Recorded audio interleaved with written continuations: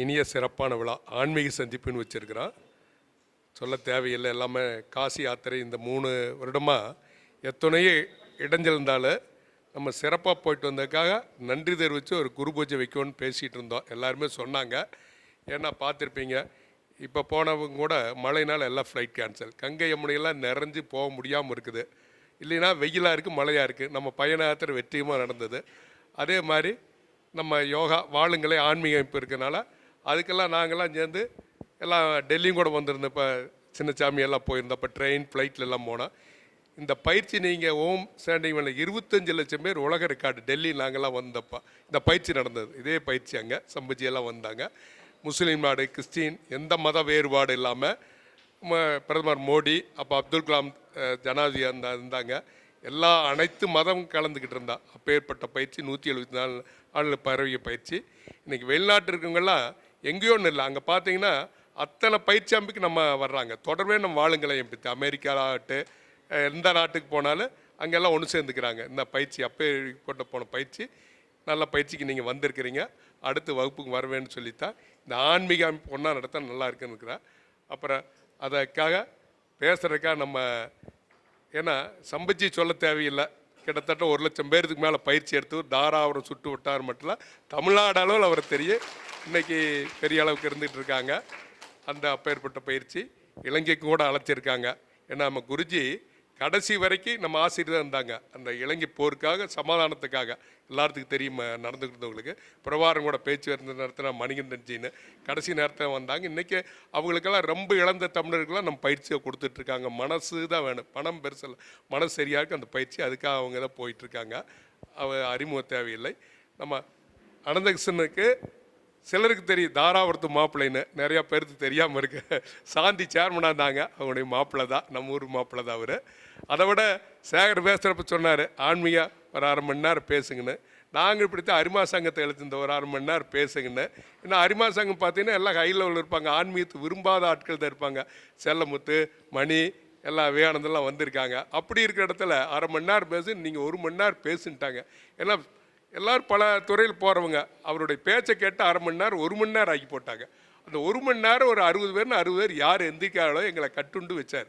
ஆன்மீக பேச்சுக்கு எப்பவுமே கூட்டம் சேராது. ஆனால் அது மாறுதலாக இந்த காலத்துக்கு தகுந்த மாதிரி மாற்றத்தை கொடுத்து பேசியிருக்காரு. காரணம் என்ன? அவர் படித்த படிப்பு, இலக்கியத்தில் MA மற்றுமெல்லாம் உலக நாடுகள் நிறைய தமிழ் பேசு நாடு எல்லா வெளிநாடும் போய் பேசியிருக்கிறாரு. பல நூல்கள் வெளியிட்டிருக்கிறாரு. குறைஞ்சது 1000 மேடைகளில் இலக்கியம் ஆன்மீகத்தை பற்றி பேசியிருக்கிறாரு. அவரை பற்றி நமக்கும் பெருமை, நம்ம ஊர் மாப்பிள்ளைங்கிறதில்ல. அவரை ஆன்மீக உரை நிறுத்தும்படி நம்ம வாழுங்கலை குடும்பம் நமது காசி யாத்திரை குழு சார்பாக கேட்டுக்கொள்ளேன்.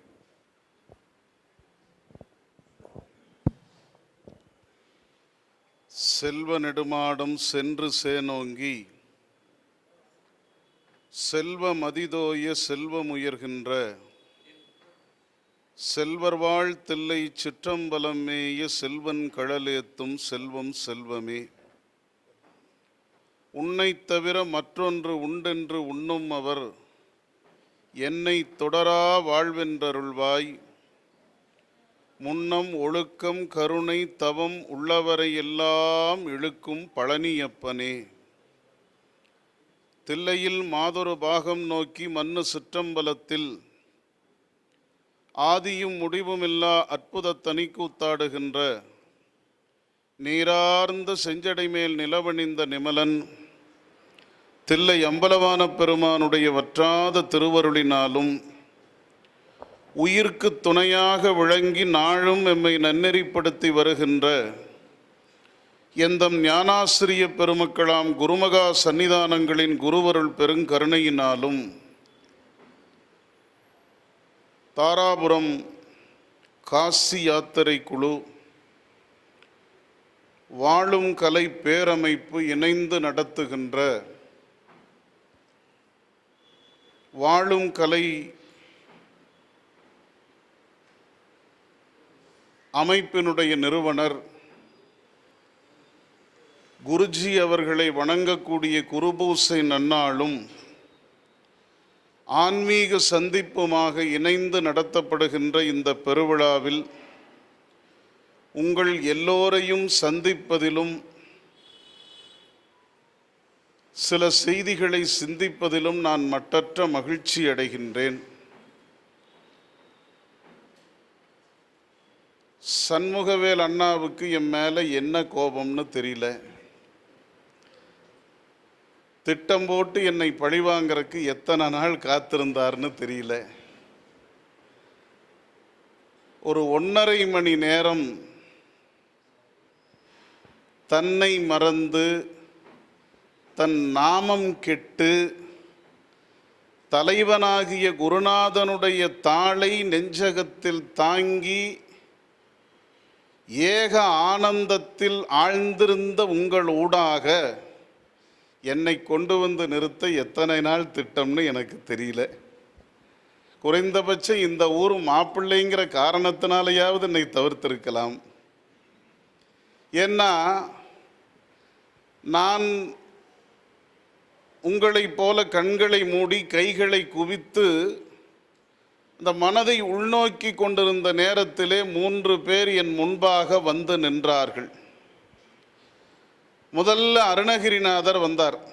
அவர் சொன்னார், பேசாம உட்கார்னார். சும்மா இரு, அருணகிரியார் வாக்கு. 2வது மகாகவி பாரதி வந்தார். இன்னும் கொஞ்சம் வெளிப்படையா சொன்னார், பேசுவதால் பயன் இல்லைனார். இது என் வாக்கு இல்லை, பாரதி வாக்கு. பேசுவதால் பயன் இல்லை. அது ஒரு அற்புதமான கருத்து. அது இன்னொரு நாள் வாய்ப்பு இருந்தால் சிந்திப்போம். பேசுவதால் பயனில்லை என்று பாரதி சொன்னதற்கு பிறகு நான் பேசுவது முறையும் இல்லை. அப்பவும் மனதை திடப்படுத்தி கொண்டு ராசி பலனில் இன்னைக்கு கொஞ்சம் எனக்கு உற்சாகம்னு போட்டிருக்கிறாங்களேன்னு நினச்சிட்டு கொஞ்சம் ஆழமாக சிந்தித்து கொண்டிருந்த போது ரமணர் என் முன்னாலே வந்து நின்றார். ரமணர் சொன்னார், நான் காட்டிய வழியிலே எல்லோரும் மோன தவத்திலே இருக்கிறார்கள், ஞானத்தின் ஆரம்பத்தை சிந்திக்கிறார்கள், நீ என்ன பேச போகிறாய்? இந்த 3 பேரும் என் முன்னால் வந்து நின்று எனக்கு உபதேசம் செய்ததற்கு பிறகு ஒரு 25 ஆண்டு காலமாக பார்த்து நினைந்து அனுபவித்து கொண்டிருக்கின்ற ஒரு மூத்த ஆன்மீக அறிஞராக விளங்கி வருகிற சம்பத்தண்ணாவுடைய சத்சங்கத்துக்கு பிறகு என் பேச்சு எடுபடுமான்னு எனக்கு தெரியும். இதுதான் சங்கடம். பல ஊர்களில் நான் வெற்றி பெற்று வந்திருக்கிறேன். மாமனார் ஊரில் எனக்கு இப்படி ஒரு அவமானம் தேவையாங்கிற எண்ணமெல்லாம் என் மனசுக்குள்ளே ஓடிக்கொண்டிருக்கிறது. ஆனாலும் ஏதோ கடமை காரணமாக இந்த ஒலிவாங்கியை வாங்கி உங்கள் முன்னாடி நின்றுட்டேன். ஒன்று, நீங்கள் இதுவரையிலும் பாட்டுக்காக பாடி கைதட்டினீர்கள், இனி நீங்கள் பேசாமையே எனக்காக கைதட்டலாம்.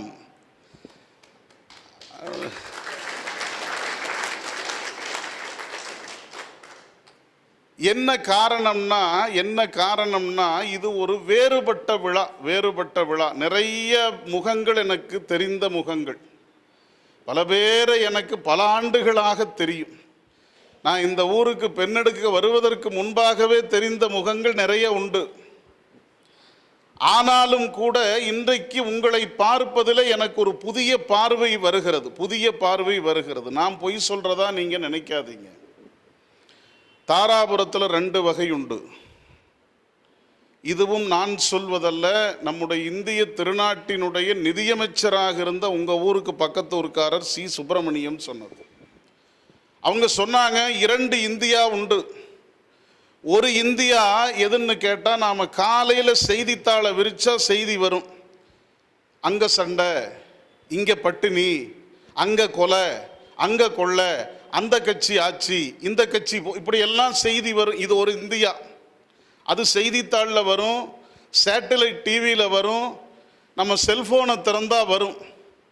ஆனால் இப்போ நாம் உட்கார்ந்து கொண்டிருக்கிற இந்த இந்தியா இருக்கிறது, இது எங்கேயும் வெளியே தெரியாது. ஆனால் நம்புங்கள், அந்த இந்தியாவை பத்திரமாக தாங்கி பிடித்து கொண்டிருப்பது இந்த இந்தியா தான். இது நான் சொன்னதில்லை, சி. சுப்பிரமணியம் சொன்னது, பேரறிஞர் சொன்ன வாக்கு.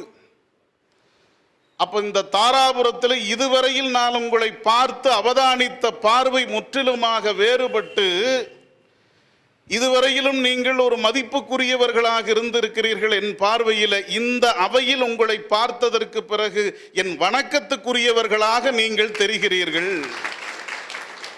என்ன காரணம்? எண்ணி எண்ணி பாடணும், ஏகாந்தமாய் இருக்கணும். அவங்க தான் பாட்டில் சொன்னாங்க, நாமளும் கையை தட்டி பாடினா அந்த சொற்கள் நம் செவிகளுக்குள் போக வேண்டும். அந்த அந்த அந்த இறை நாமத்தை சொல்லி, இறை சிந்தனையை சொல்லி, குருவினுடைய அருளை சொல்லி நாம் அப்படியே கொஞ்சம் கொஞ்சமாக இந்த மனதை கட்டை அவிழ்த்து கொண்டிருக்கிற போது, உங்களுக்கு தெரியாது, இந்த மனக்கட்டு அவிழ்ந்து கொண்டிருக்கிற போது நம் உடலும் மனமும் மென்மையாக மேலே வரும், மென்மையாக மேலே வரும். அப்படி மென்மையாக மேலே வருவதற்கு எவராலும் முடியாது, இவரை போன்ற சிலரால் மட்டுமே முடியும். அப்படிப்பட்ட ஒரு அற்புதமான நிகழ்வில் உங்களை சந்தித்ததற்கு பிறகு எனக்கு இன்னும் உங்களை பற்றி அந்த புரிதலும் மதிப்பும் மேலே செல்லுகிறது. ஆகவே இந்த தாராபுரம் அறிந்த பெருமக்களாகிய நீங்கள் இந்த அவையிலே வந்து இந்த சனிக்கிழமை மாலை அமர்ந்திருப்பது பொழுதை போக்குவதற்கு அல்ல, பொழுதை போக்குவதற்கு அல்ல. எதற்காக நாம் இங்கே அமர்ந்திருக்கிறோம் என்றால், இந்த உயிரை பற்றி இருக்கக்கூடிய பழுதை நீக்குவதற்காக இங்கே அமர்ந்திருக்கிறோம். இந்த உயிரை பற்றி இருக்கக்கூடிய பழுது, இந்த பிரச்சனை. எது பிரச்சனை சொல்லவே வேண்டாம், எல்லாமே பிரச்சனை. நல்லா சொன்னாங்க, இணையத்தை திறந்து பாருங்க, உலகம் இடிந்து விழுவதை போன்ற செய்திகள் நம் செவிகளுக்கு வந்து சேருகிறது. என்ன செய்யறது? இதையெல்லாம் போக்குறதுக்கு இதை தவிர வேற போக்கிடம் இல்லை. இதுவரையிலும் எந்த மருத்துவரும் அதுக்கான மருந்தையும் கண்டுபிடிக்கல, எந்த ஆய்வுக்கூடமும் அதற்கான தீர்வையும் சொல்லவில்லை.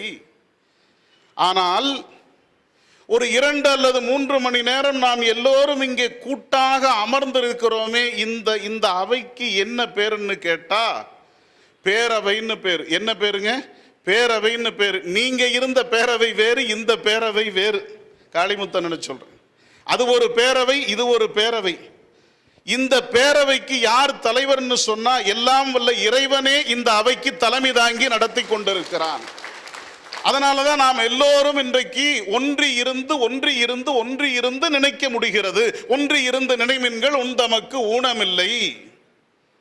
பெரியோர்களுடைய வாக்கு, நான் சொல்றதெல்லாம் என் வாக்கு இல்லை, நான் சொன்னா பிழையாயிரும். ஒன்றி இருந்து நினைமின்கள் உந்தமக்கு ஊனமில்லை. ஒன்றி இருந்து நினைப்பதற்கு கூட ஒரு அவை தேவைப்படுகிறது. அதை கட்டமைத்த உங்களை போன்ற பெருமக்களுக்கு என் வணக்கத்தை உரித்தாக்கி கொள்ளுகிறேன்.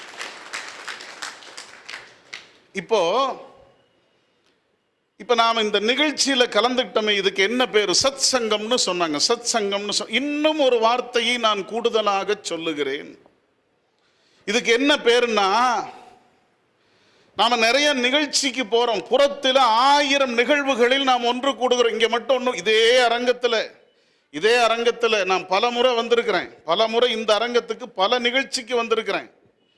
அந்த நிகழ்ச்சிக்கு வந்த போதெல்லாம் இந்த மேடையிலே பல பேர் நின்று இருப்பதை நான் பார்த்திருக்கிறேன். திருமணம், வேறு வேறு நிகழ்வுக்கு இங்கே வந்திருக்கிறேன்.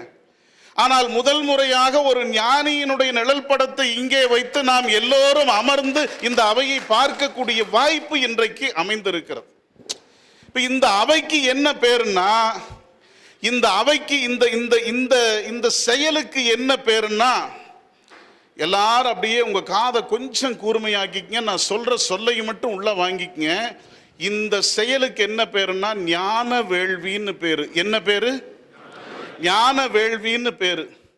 அப்ப மற்றதெல்லாம் என்ன? புறத்திலே நடக்கிறதெல்லாம் என்ன? அதுக்கு நான் சொல்ல விரும்பல. ஏன்னா ரொம்ப அழகா ஐயா சொன்னாங்க, அது பிறகு நான் வர்ற அந்த சொல்லுக்கு. இப்போ நாம எதற்காக இங்கே அமர்ந்திருக்கிறோம்? ஒரு கேள்வியை கேட்டுட்டு என்னுடைய பேச்சை தொடங்குறேன். நாம எதற்காக இங்கே அமர்ந்திருக்கிறோம்? ஐயாவும் இந்த கேள்வியை கேட்டாங்க, சம்பத்தண்ணாவும் கேட்டாங்க. எனக்கு தெரிந்து 25 ஆண்டா இந்த கேள்வியை பல ஊர்ல நீங்க கேட்டுக்கிட்டே இருக்கிறீங்க. இன்னும் 25 அல்ல, இன்னும் 250 ஆண்டுங்க ஆனாலும் கூட இந்த கேள்வியை கேட்கத்தான் வேண்டும். ஏனென்றால் நமக்கான புரிதல் இன்னும் கூர்மைப்பட்டதாக தெரியவில்லை. நாவுக்கரசர்னு ஒருத்தர் 81 ஆண்டு இந்த மண்ணுலகத்தில் அவதாரம் செய்து வாழ்ந்து தேவாரம் பாடி உளவாரம் நிகழ்த்தி இறைவன் திருவடிக்கு போனவர். 81 வயசு. இறைவனே நேராக அவருக்கு அருள் செய்த பெரும் ஞானி. அந்த ஞானி ஒரு கேள்வியை முன்வைக்கிறார். என்ன கேள்வினா, பாலனாய் கழிந்த நாளும் இந்த வாழ்க்கை எதுக்கு? இந்த வாழ்க்கை எதுக்கு? எதுக்காக நாம பிறந்திருக்கிறோம்? யாராவது கேட்டதுண்டா? உங்களுக்குள்ள சில கேள்விகள் இருக்கும், பதில்களும் நிறைய இருக்கும். இப்ப நீங்க எல்லாரும் உங்க மனசை பார்த்து கேளுங்க, எதற்காக நாம் பிறந்திருக்கிறோம்? ஒரு கேள்வி கேளுங்க, தயவு செய்து உங்க மனதை அன்றாடம் நீங்கள் கேளுங்கள், எதற்காக நாம் பிறந்திருக்கிறோம்? நமக்குள்ள 1000 பதில் வரும். என் பிள்ளைக்கு அப்பாவாக இருக்கிறதுக்கு நான் பிறந்திருக்கிறேன், எங்க அப்பாவுக்கு பிள்ளையா இருக்கிறதுக்கு நான் பிறந்திருக்கிறேன், என் தொழிலாளிகளுக்கு நான் முதலாளி, என் முதலாளிக்கு நான் தொழில், எல்லாம் வரும். அவைகள் எல்லாம் அவாந்தர பயன்கள் என்று சொல்வார்கள். அவாந்தர பயன்னா இடைப்பயன்னு பொருள். முடிவு பயன்னு ஒரு பயன் உண்டு. அது என்ன முடிவு பயன்? அந்த முடிவு பயனை பற்றி எப்பவாவது நாம சிந்திச்சிருக்கிறோமா? எதற்காக நாம் பிறந்திருக்கிறோம்? நான் நினைக்கிறேன் மிக பெரும்பான்மையானவர்களுக்கு அந்த புரிதல் இல்லை, நான் உள்பட. இப்போ நாவுக்கரசு பெருமான் ஒரு கேள்வியை கேட்கிறார். பாலனாய் கழிந்த நாளும், சின்ன பையனை விளையாண்டு கொண்டிருந்த நேரம் தொடங்கி, இந்த அவையில பாருங்க நிறைய சின்னஞ்சிறு குழந்தைகள் இருக்கிறார். நான் ஐயா அந்த நிகழ்ச்சியை நடத்துகிற போது நான் கவனித்துக் கொண்டே இருந்தேன். எனக்கு தெரிந்து இவ்வளவு குழந்தைகளை அமைதியாக உட்கார வைத்திருக்கிற ஒரு அருள் பெற்ற அவையாக இந்த அவை எனக்கு தெரிகிறது. இவ்வளவு குழந்தைகளை சும்மா உட்கார வைக்க முடியாது. பாலனாய் கழிந்த நாளும், குழந்தையாக வாழ்ந்த காலமும், பனிமலர் கோதை மார்தம் மேலனாய் கழிந்த நாள், அழகிய பெண்ணுடைய தலைவனாக கணவனாக நான் வாழ்க்கையை கழித்த நாளும், மெலிவொடு மூப்பு வந்து கோலனாய் கழிந்த நாள். இந்த வயதான தோற்றம் 20 ஆண்டுக்கு முன்னாடி இந்த ஊருக்கு வரும்போது என் வடிவம் இப்படி இல்லை. கண்ணாடியில் பார்த்தா எனக்கே பொறாமையா இருக்குது. இப்படி நானே என் அழகை பாராட்டாம பிறகு யார் பாராட்டுவா? நமக்கு தெரியும், சம்பத்தனாவை 25 ஆண்டுகளுக்கு முன்னால பார்த்திருக்கிறேன். இப்ப பாருங்க, என்னை பார்த்தால் எனக்கே பொறாமையாக இருக்கிறது, அவர் அப்படியே இருக்கிறார். அதுக்கு நான் விளக்கம் சொல்றேன். அவருக்கும் நிறை வந்திருக்கிறது, எனக்கு நிறை அங்கொன்றும் இங்கொன்றுமாக வந்திருக்கிறது. 2 பேருக்கு நிறை வந்துருச்சு. நான் மட்டும் ஏன் அழகா தெரியல, அவர் மட்டும் ஏன் அழகா தெரிகிறார்னா, இதுக்கு வாரியார் சாமி இடத்துல விளக்கம் கேட்டா சாமி சொன்னாங்க, நான் இளமையா இருக்கிற போது ஒரு படத்தை காட்டுறேன், உங்களுக்கு தேவைப்பட்டா கொஞ்சம் கண்ணில் பார்க்குற மாதிரியே அது இருப்பேன். அப்படி நிறைய இருக்கிறோம். இளமையா இருக்கிற நம்ம வேற ஒன்றும் இல்லைங்க, நம்ம படத்தை நீங்கள் இளமையா இருக்கிற போது திருப்பி பாருங்க, கொஞ்சம் அழகா தெரியும். முடியெல்லாம் இருக்கும், கருப்பா இருக்கும், பல்லெல்லாம் நல்லா இருக்கும், உடம்பெல்லாம் கட்டா இருக்கும், நல்ல ஆடை அணிந்திருப்போம், எல்லாம் இருக்கும். இப்ப பாருங்க, கை தளர்ந்திருக்கும், கால் தளர்ந்திருக்கும், தோல் சுருங்கி இருக்கும், முடி நரைத்திருக்கும், கண்கள் பார்வை குறைந்திருக்கும், வாய் குளரும், மூக்கு ஆடும், காது அசையும். இந்த மாற்றம் என்னுள்ளே வந்ததற்கு பிறகு எனக்கே என்னை கொஞ்சம் பார்ப்பதற்கு சலிப்பாக இருக்கும். ஆனா இப்ப சொல்றேன் பாருங்க வேறுபாடு. உங்களை பார்த்தா அந்த சலிப்பு வரல, பொறாமையா இருக்குது. என்ன காரணம்னா, வாரியார் சாமி சொன்னாங்க, வாழைக்காய் அழகா வாழைப்பழம் அழகா? சொல்லுங்க, எதுங்க? பழம் தானே அழகு. மாங்காய் அழகா மாம்பழம் அழகா? மாம்பழம் தானே அழகு. பலா காய் அழகா பலா பழம் அழகா? பலா பழம் தானே அழகு. இப்ப இதெல்லாம் முதிர்ந்ததற்கு பிறகு அழகாக இருக்கிறது, நாம மட்டும் இளமையில அழகாக இருக்கிறோம். என்ன காரணம்? இன்னொரு வேறுபாட்டை சொல்றேன். காந்தியடிகள் பேரியஸ்டராக கோட் சூட் போட்டு டை கட்டி தென்னாப்பிரிக்காவில் மிடுக்கா நடந்த படத்தை நம்மில் சில பேர் பார்த்திருக்கலாம். பார்க்கலினாலும் ஒன்றும் கவலை இல்லை. இந்த ஆண்ட்ராய்டு ஃபோனில் இந்த வசதியெல்லாம் உண்டு. காந்தி அட்யூஸ் எங்கரேஜ்னு போட்டிங்கன்னா வரும். அதையும் பாருங்க. அரை நிர்வாண பக்கிரியா பொக்கவாயோட 2 ஆடை கட்டி கையில் தடி வச்சிருந்த கோலத்தையும் 2 எடுத்து வச்சு பாருங்க. எது அழகா இருக்கும்? எதுங்க அழகா இருக்கும்? எதுங்க? தடி வச்சிருக்கிற கோலம் தானே அழகா இருக்குது. வாரியார் சாமி இளம் பிள்ளையாக நல்ல பல்வரிசையோட நல்ல கட்டா உட்கார்ந்து இருக்கிற படத்தை நான் பார்த்திருக்கிறேன். ஒரு ஊர்ல 11 நாள் சாமி உண்ணாவிரதம் இருந்து அந்த ஊர்ல புலால் மறுப்பை சட்டமாக்கினார்கள் வாரியார் சாமி. 11 நாள் உண்ணா நோன்பு இருந்தாங்க. அந்த படத்தை நான் பார்த்திருக்கிறேன். அதை விட அவருக்கு பொக்க வைங்க, கையெல்லாம் நடுங்கும், தலை நேரா நிக்காது, இறுதி காலத்துல தலை கீழே தொங்கி இருக்கும். அவரை பார்க்கிறதுக்கு பழைய படத்தை காட்டிலும் அவர் முதிர்ந்த படம் அழகாக இருக்கிறது. இப்ப நான் வர்றேன். வாரியார் சாமி இளமையில் இருப்பதை விட முதுமையில் அழகு. காந்தியார் இளமையில் இருப்பதை விட முதுமையில் அழகு. மாங்காய் இளமையில் இருப்பதை விட முதுமையில் அழகு. பலாக்காய் இளமையில் இருப்பதை விட முதுமையில் அழகு. வாழைக்காய் இளமையில் இருப்பதை விட முதுமையில் அழகு. நாம மட்டும் ஏன் இளமையில் அழகா இருக்கிற முதுமையில் அழகா இல்லைன்னு சொன்னா, அவைகள் எல்லாம் முதிர்ந்து பழுத்தது. நீங்க உள்பட நாங்கள் எல்லாம் வெம்பி பழுத்தவர்கள். புரிஞ்சிருந்தா நல்லா கைதட்டுங்க, புரியலனா விட்டுருங்க. அவைகள் எல்லாம் முதிர்ந்து பழுத்தது. முதிர்ந்து பழுத்ததுன்னா உங்களுக்கு தெரியும், வெம்பி பழுக்கிறதுனாலும் தெரியும். ஆரியார் சாமி உபசெய்தியா ஒன்னு சொல்லுவாங்க. 85 வயது கிழவன் கட்டில்ல குடுகுடுன்னு குச்சியை ஊனி உட்கார்ந்து கொண்டிருப்பான். அவனிடத்துல போய் இன்னொரு திருமணம் பண்ணிக்கிறையான்னா பையனும் பொண்ணும் சண்டைக்கு வருவாங்கன்னு சொல்லுவான். அவர் வேண்டான்னு சொல்லலையே, அந்த ஆசை அவரை விட்டு போகவில்லை. 25 ஆண்டுகளுக்கு முன்னால பார்த்த உங்கள் தோற்றம் இப்பொழுது சற்று ஓங்கி இருந்தாலும் கூட அன்றை விட இன்று நீங்கள் அழகு காரணம் உங்கள் மனம் பக்குவப்பட்டிருக்கிறது. அவரை வச்சு சொல்லல, எனக்கு தெரிந்தவர் அவர் ஒருவர். உங்களை எத்தனை பேர் அவரோடு பயிற்சி எடுத்தீர்கள், பயிற்சி கொடுக்கிறீர்கள்னு தெரியாது. அவருக்கு சொன்ன அத்தனையும் உங்கள் அத்தனை பேருக்கும் பொருந்தும் என்று நீங்களே ஒரு முறை கைதட்டி கொள்ளுங்கள்.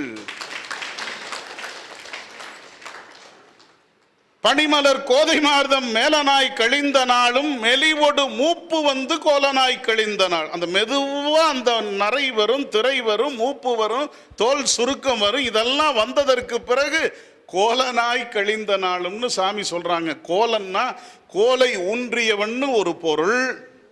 உங்களை போல யாராவது போய் எனக்கும் அது பொருந்துமானா இல்லை, கோலன்னா அழகானவன்னு பொருள், அந்த பொருள்.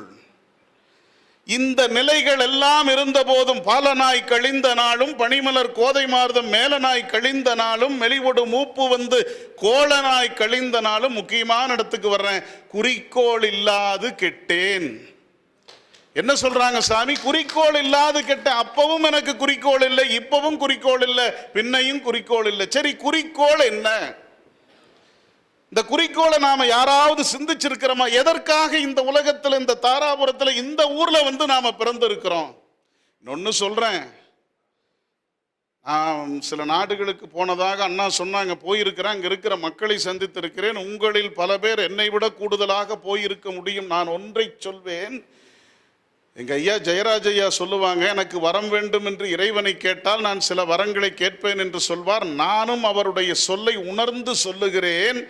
இறைவன் கருணையோடு எனக்கு இன்னொரு பிறப்பு இருக்குமானால் என்ன, கட்டாயம் இருக்கும். இருந்தால் நான் இறைவனிடத்தில் கேட்கக்கூடிய வரங்கள்ல சில வரங்களில் ஒன்றை சொல்லுகிறேன்.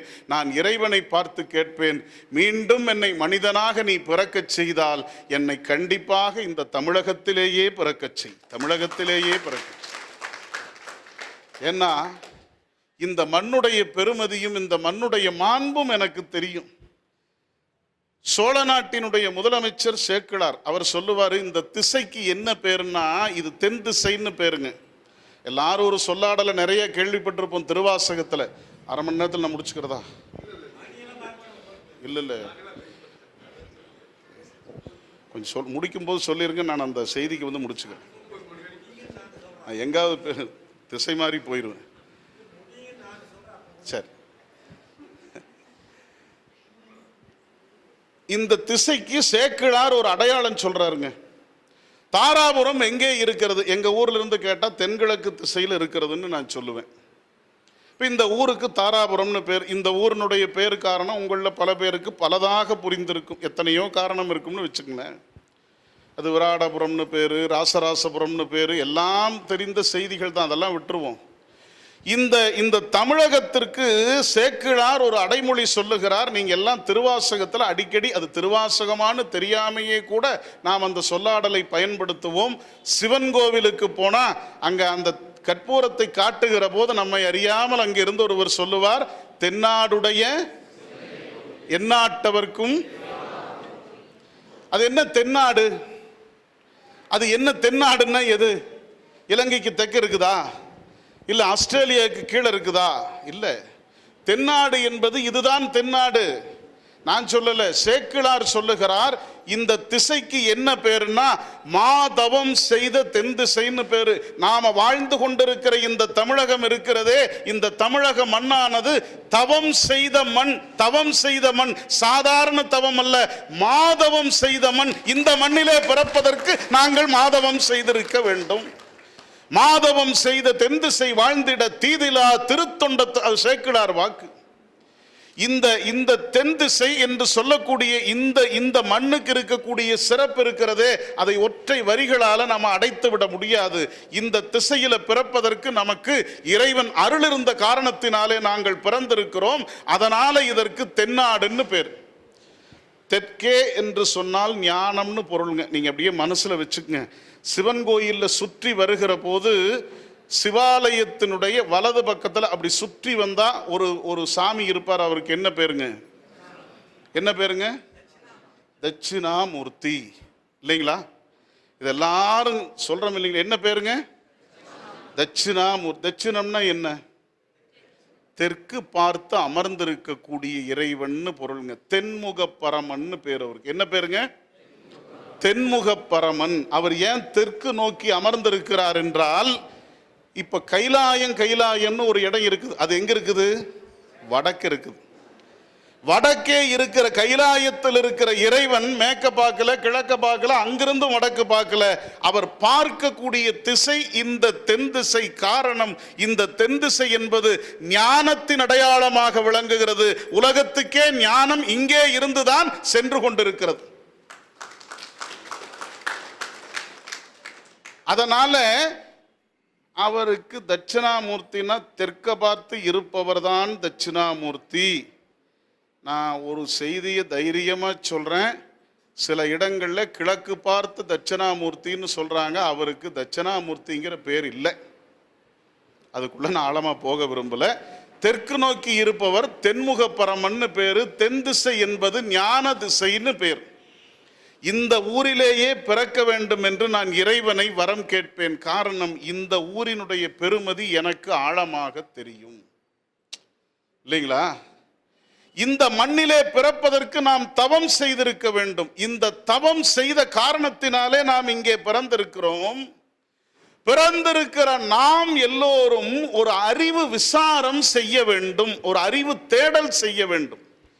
அதுக்கு ஞான விசாரம்னு பேர். அதுதான் அவங்க சொன்னாங்க. இந்த ஐம்புலன்களும் இருக்குது இல்லைங்களா? மெய், வாய், கண், மூக்கு, செவி. இந்த உடம்புல எத்தனை புலன் இருக்குது? இந்த பிண்டத்தில் எவ்வளவு இருக்குது? 5 இருக்குது. மெய், வாய், கண், மூக்கு, செவி. இதனுடைய சிறப்பை நான் சொல்றேன் பாருங்க. இந்த 5னுடைய சிறப்பை சொல்றேன். இது பிண்டத்தில் இருப்பது. அண்டத்திலும் 5 இருக்கிறது. அது என்னென்ன? நிலம், நீர், நெருப்பு, காற்று, ஆகாயம். அண்டத்திலும் 5, இந்த பிண்டத்திலும் 5. இன்னொன்றை தெரிந்து கொள்ளுங்கள், அதற்கும் இதற்கும் தொடர்பு உண்டு. அந்த 5க்கும் இந்த 5க்கும் தொடர்பு உண்டு. அது பிறகு பார்ப்போம். இந்த 5 புலன்களும் இருக்கிறதே மிகச்சிறந்த புலன்கள். மிகச்சிறந்த புலன்கள் ஒன்ன சொல்றேன் பாருங்க. இந்த மீன் எப்படிங்க பிடிப்போம்? தூண்டில்ல ஒரு புழுவை குத்தி தண்ணியில விடுவோம். இந்த மீன் என்ன செய்யும்? அந்த புழுவை சாப்பிட்றதுக்காக வாயை அந்த தூண்டில்ல மாட்டி அம்பட்டு சிக்கிரும். மீன் எதால கெட்டுது? வாயால கெட்டுது. பூச்சி இழுக்கும் பூன்னு ஒரு பூ உண்டு.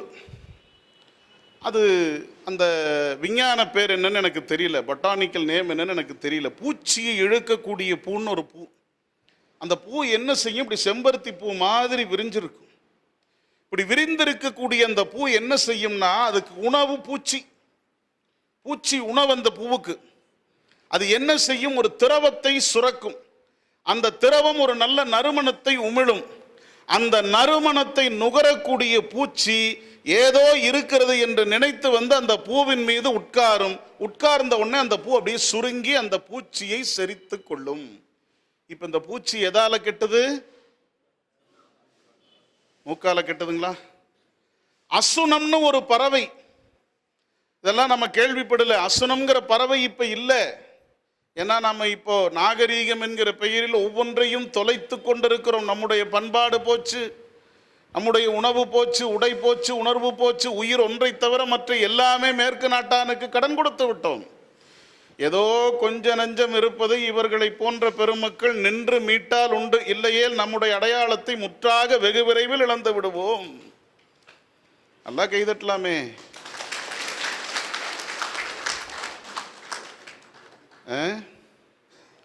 அசுனம்னு ஒரு பறவை, அந்த பறவை இப்ப இலக்கியங்கள்ல மட்டுமே வாழுகிறது. அந்த அசுனம்ங்கிற பறவையை பிடிக்கிறதுக்கு என்ன செய்வாங்கன்னா, அந்த பறவைக்கு எதை பற்றியும் பற்றில்லை. அந்த பறவை என்ன செய்யும்னா, நல்ல வாசிச்சாங்களே இசை, இந்த இசையை வாசித்தால் அசுனம்ங்கிற பறவை அதுக்கு அடிமையாகும். கீழே நெருப்பை மூட்டுவார்கள், அந்த இசை பறை ஒலி எழுப்புவார்கள். இந்த பறை என்பது நம்முடைய இசை. நம்முடைய இசைக்கருவிகள் கூட இப்ப இல்லை. நல்லா தெரிஞ்சுக்கங்க, 2ஆம் நூற்றாண்டுக்கு முன்னேயே எத்தனை இசைக்கருவிகள் இருந்திருக்கிறது என்று நம்முடைய காரைக்கால் அம்மையார் பட்டியல் போடுகிறார். இதெல்லாம் தயவு செய்து உங்க ஆண்ட்ராய்டு போனை எடுத்து கூகுளில் போய் பண்டைய இசைக்கருவிகள் காரைக்கால் அம்மையார்னு போடுங்க. அற்புத திருஅந்தாதி அல்லது ஆலங்காட்டு மூத்த திருப்பதிகத்தில் ஒரு பாட்டு வரும், துத்தம் கைக்கிள்ளை விளரி தாரம் உளை இழி ஓசை பண்கெழும் அப்பாடி சச்சரி கொக்கரை தக்கையோடு தகுனிதன் துந்துமி தாளம் வீணை மத்தளம் கரடிகை வெண்கை மண்கை மன்றோள் தமருகம் குடமுழா முந்தை வாசித்து அத்தனை விரவினோடும் ஆடும் எங்கள் அப்பனிடம் திரு ஆலங்காடுன்னு இத்தனை இசைக்கருவிகளையும் நம்ம ஆத்தா காரைக்கால் அம்மையார் 1000 ஆண்டுகளுக்கு முன்பே பட்டியலிட்டு உலகத்துக்கு சொன்ன மூத்த அறிவார்ந்த இனம் இந்த இனம். தன இசைக்கருவிகளும் எங்களிடத்தில் இருந்ததெல்லாம் இப்போ போயிருச்சு.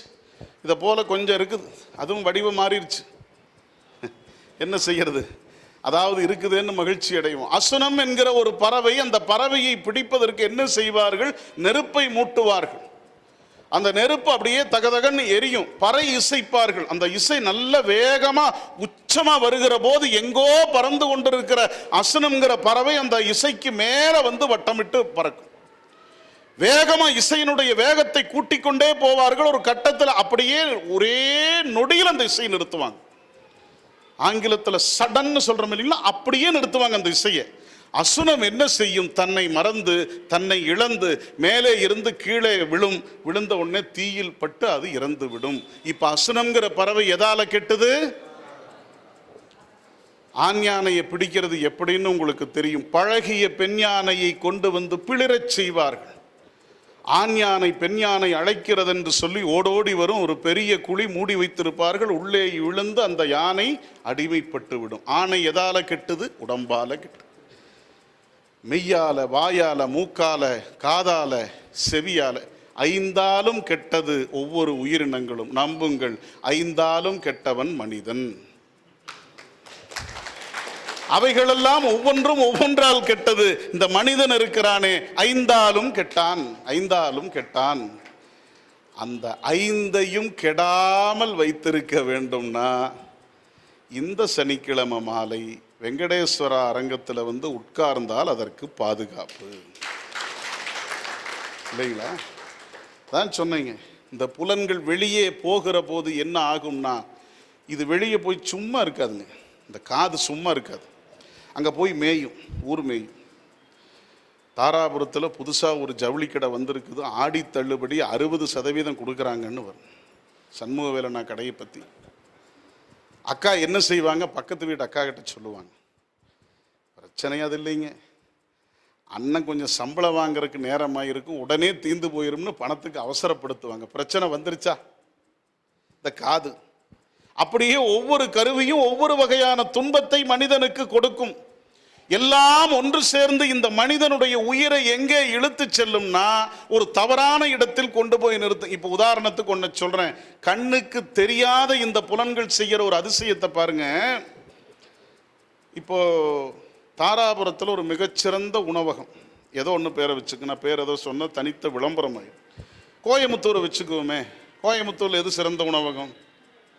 எதுங்க? அப்படிங்களா? உங்களை அன்னபூர்ணாவை நினைவுபடுத்தினது எது?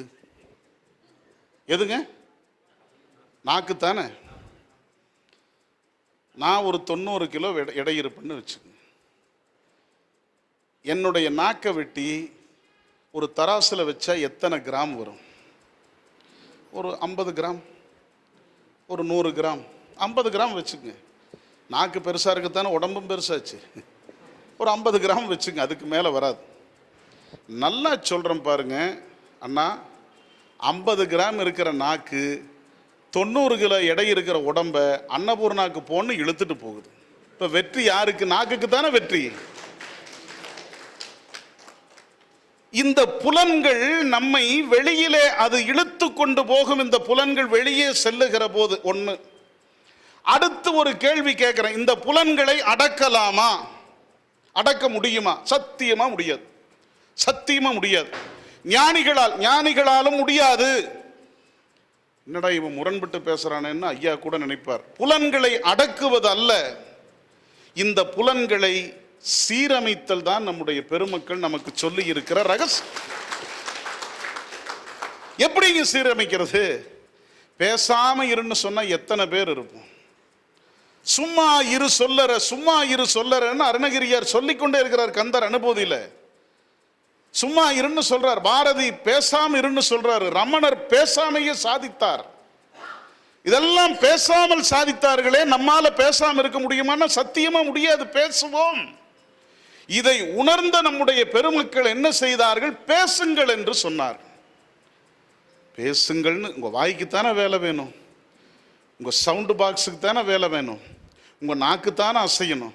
கவலைப்படாதீங்க, முருகா முருகான்னு அவர் பாடுவார், பின்னாடி பாடுங்க, ரெண்டும் ஒன்றுதான். அப்படி வெளியே பேசினால் வினை ஏறும், இப்படி நாக்கை அசைத்து பாடினால் நல்வினை கூடும். நம் பெருமக்கள் என்ன செய்தார்கள்? புலன்களை அடக்க சொல்லவில்லை, புலன்களை சீரமைக்க சொன்னார். வாயே வாழ்த்து கண்டாய், மத யானை உரிபோர்த்து பேய்வாள் காட்டக தாடும் பிரான் தன்னை வாயே வாழ்த்து கண்டாய். எல்லா புலன்களுக்கும் நம்முடைய பெருமக்கள் வேலையை கொடுத்தார்கள். எதுக்காக வேலையை கொடுத்தார்கள்? இதை சொல்லி என் பேச்சை முடிக்கிற நேரம் ஆயிடுச்சு. எதுக்காக ஆடியை பற்றி விளக்கம் சொல்ல ஒன்று தானே சொன்னீங்க, நேரம் இருந்தா சொல்லு. எதற்காக இந்த இந்த இந்த விளக்கத்தை நம்முடைய பெருமக்கள் கொடுத்தார்கள்? வேற ஒண்ணுமே இல்லைங்க. இந்த உயிருக்கு ஒரு மூல நோக்கம் உண்டு, அதை தெரிந்து கொள்ளுங்கள். இந்த உயிருக்கு ஒரு மூல நோக்கம் உண்டு. அந்த மூல நோக்கம் என்னன்னு சொன்னா, உங்க எல்லாருக்கும் பொதுவா ஏதோ ஒன்று பிடிக்கும்னா என்ன பிடிக்கும்? கையை தூக்குங்க. உங்க எல்லாருக்கும் ஒன்று பிடிக்கும்னா அது எதுன்னு எல்லாரும் உங்க மனசுக்குள்ள சொல்லிக்கங்க. செல்போன் பிடிக்குமா? பிடிக்காதுன்னு சொல்றவங்க நிறைய பேர் இருப்போம். லட்டு பிடிக்குமா? பிடித்தாலும் சாப்பிட முடியாத சூழ்நிலை நம்ம பல பேருக்கு இருக்கிறது இல்லைங்களா? சினிமா பிடிக்குமா? பெருமக்களுக்கு அதெல்லாம் வேண்டான்னு ஒதுக்குவோம். எல்லாருக்கும் ஒன்று பிடிக்கும் என்று சொன்னால், நான் சொல்றதுல உடன்பாடு இருந்தால் கைதட்டுங்க, இல்லாட்டி விட்டுருங்க. நான் சொல்ல போறேன், எல்லாருக்கும் மகிழ்ச்சியா இருக்கிறது பிடிக்குங்களா? மகிழ்ச்சியாக இருப்பது எனக்கு பிடிக்காது அப்படிங்கிறவங்க கையை தூக்குங்க. மன்னிக்கணுங்க, கையை தூக்க வேண்டாம்ங்க. நீங்க வேற ஏதாவது வேலை இருந்தா போய் பாருங்க. அதுக்கான களமும் அவையும் இது அல்ல. எல்லாருக்கும் மகிழ்ச்சியா இருக்கிறது பிடிக்கும் இல்லைங்களா? மகிழ்ச்சினா என்ன? மகிழ்ச்சினா என்ன? சந்தோஷமா இருக்கு. எப்பங்க அந்த சந்தோஷம் நமக்கு வரும்? எப்ப வரும்? யாராவது ஒருவர் ஒரு பதில உங்க மனசுக்குள்ள சொல்லி, எல்லாரும் ஒரு பதில உங்க மனசுக்குள்ள சொல்லி. 5 பவுன்ல நெக்லஸ் வாங்கிறது மகிழ்ச்சி, எனக்கு காது கேக்குது. காஞ்சிபுரம் பட்டுப்புடவை கோயமுத்தூர்ல வந்திருக்குது, அதை வாங்குவது மகிழ்ச்சி கேக்குது. புதிய பென்ஸ் கார் வாங்குறது மகிழ்ச்சி கேக்குது. எல்லாருக்கும் ஒரு மகிழ்ச்சி இருக்கும், நான் குறைன்னு சொல்லலை. ஆனால் நம்புங்கள், அந்த மகிழ்ச்சி எல்லாம் மறைந்து விடும். மகிழ்ச்சி எல்லாம் எப்ப மறையும் தெரியுமா?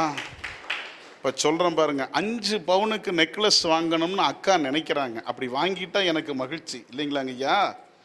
பக்கத்து வீட்டு அக்கா 7 பவுன்ல வாங்கினா இந்த அக்காவுடைய பெருமை போச்சு. அப்ப மகிழ்ச்சி நிலை இல்லை. பட்டு புடவை, அதை விட பெரிய புடவை வந்தா இதனுடைய பெருமதி போச்சு, அப்ப அது நிலை இல்லை. அப்படியாக நீங்கள் நினைத்த அத்தனை மகிழ்ச்சிகளையும் பட்டியலிட்டுக் கொள்ளுங்கள், ஒரு கட்டத்தில் அது மறைந்து விடும், மறைந்து விடும். அதுக்கு தான் ஐயா சொன்னாங்க, இதெல்லாம் என்ன பேருனா, உங்களுக்கும் எனக்கும் தெரிந்த ஒரு சொல்லாடலை பயன்படுத்துகிறேன், அற்ப சந்தோஷம். சொன்னீங்களா? இதுக்கு பேரு அற்ப சந்தோஷம்னு பேர். இதுக்கு எதிராக ஒன்று இருக்கும் இல்லைங்களா? இதுக்கு எதிராக ஒன்று இருக்கும் இல்லையா? அதுக்கு என்ன பேர்? இதெல்லாம் மறையிற மகிழ்ச்சி. இதுக்கு எதிராக இருப்பது என்ன பேருங்க? நீடித்த மகிழ்ச்சி அல்லது எதுங்க? ஏகானந்தம். அப்புறம் எதுங்க? பேரானந்தம். இவங்க தான் சரியா சொல்லியிருக்கிறாங்க. அதுக்கு பேரானந்தம் என்று, பேரின்பம் என்று பொருள். இதுக்கெல்லாம் என்ன பொருள்னா சிற்றின்பம்னு பொருளுங்க. அதுக்கு பேரின்பம்னு பொருள். இந்த பேரின்பம் எங்கே கிடைக்கும்? தாராபுரத்தில் 5 முக்கு வீதியில் தெற்கு பார்த்திருக்கிற கடையில் 5 கிலோ பேரானந்தம் 5500 ரூபாய் கோட்டம் கொள்ளுமா? தாராபுரத்தில் வாங்க முடியுமா? காசியில் கிடைக்கும். அண்ணா எல்லாத்தையும் கூட்டிகிட்டே போயிடுவாங்க, அவங்க மட்டும் போக மாட்டாங்க. ஏன்னா காசி யாத்திரை யாரையெல்லாம் கூட்டி கொண்டு போகிறோமோ அவர்களெல்லாம் வணக்கத்துக்குரியவர்கள், வணக்கத்துக்குரியவர்கள். ஏன்னா முக்தி தலங்கள் 5 நம்முடைய பெரியவர்கள் சொல்லி இருக்கிறார்கள். முக்தி தலங்கள் 5 தில்லையில் காண, சிறக்கும் ஆரூர்தனில் பிறக்க, காசியில் இறக்க, எல்லையில் பெருமை அருணையில் நினைக்க, எய்திடும் முக்தி என்று உரைத்தீர்கான். 4 5 கூட இல்லை. கைலாயம் என்பது மறைபொருள். 5வது கைலாயம் மறைபொருள். தில்லையில் காண, சிதம்பரத்தை பார்த்தால் முக்தி. சிறக்கும் ஆரூர்தனில் பிறக்க, திருவாரூரில் பிறந்தா முக்தி. அப்புறம் காசியை விட்டுருங்க. எல்லையில் பெருமை அருணையில் நினைக்க எய்திடும் முக்தி. திருவண்ணாமலையை நினைத்தால் முக்தி. இந்த காசிக்கு என்ன முக்தினா காசியில் சென்று நிறைவானால் முக்தி. நம்புங்கள், நாம நினைச்சிட்டு இருக்கிறோம் இந்த உயிர் அங்க போனா மகிழ்ச்சின்னு. இல்லை, முக்தி அப்படி இல்லை. இந்த காசிக்கு போனதற்கு பிறகு நம்முடைய மனதில் இருக்கிற ஆசை இருக்கிறது, அந்த ஆசை அங்கே போய் அற்றுவிட்டது என்று சொன்னால் நமக்கு முக்தி.